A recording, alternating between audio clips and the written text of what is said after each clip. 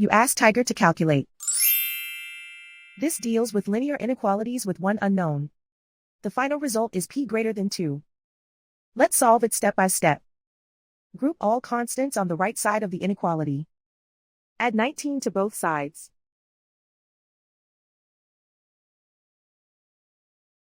Simplify the arithmetic.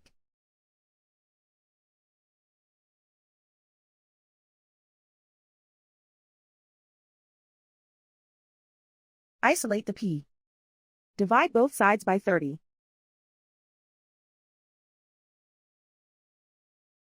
Simplify the fraction.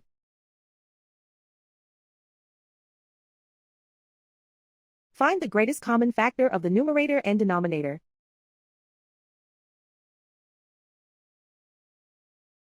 Factor out and cancel the greatest common factor.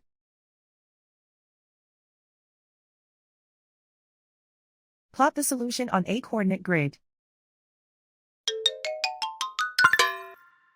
And so the final result is p greater than 2.